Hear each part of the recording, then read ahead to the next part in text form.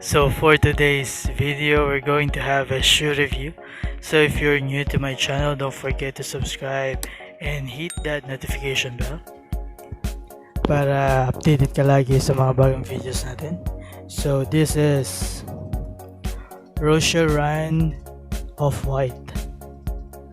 So shoutout nga pala kay Ferta Juice. Yan, shoutout to you. Kasi nakuha to sa kanya ng murang-mura. For the record, this is not US made, so this is just Vietnam made, so much cheaper. So what I like about this, ito yung swoosh niya. Ito yung favorite part ko, yung swoosh.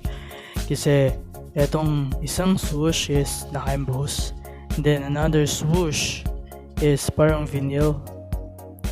So papunta na siya sa likod, papunta sa tail. So napaganda.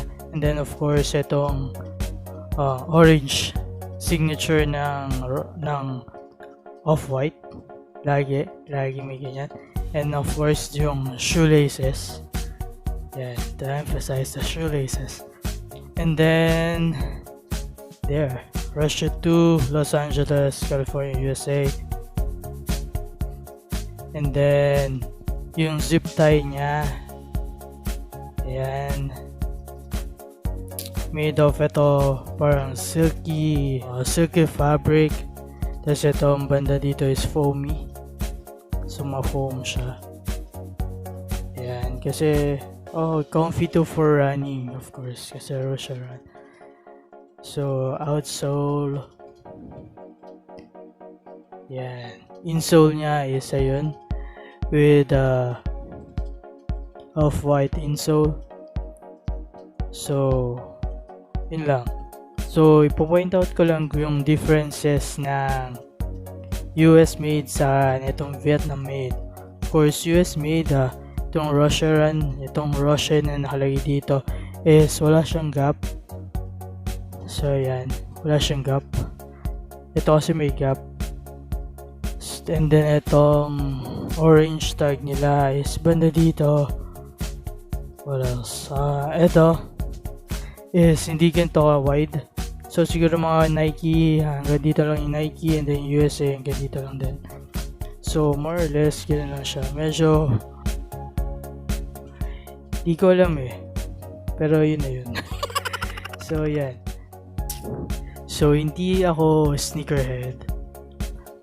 Gusto ko lang mag-collect. Siguro syempre hindi ako sneakerhead na lahat gusto original. So obviously dalawa lang klase ng sapatos, original at hindi, authorized at hindi. Obviously this is not authorized, so alam niyo na.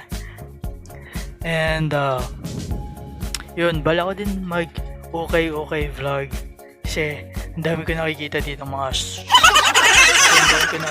mga sapatos. So titignan natin kasi after this is mag-upload pa ako ng dalawang sapatos. So ito yung mga nabili ko bago pa magkaroon ng lockdown. So ayan, hindi ko pa sila nagagamit. So let us see. So tignan natin kung saan pupunta tong shoe collection ko. Yan, hopefully someday makabili tayo ng mga hypebeast na original shoes.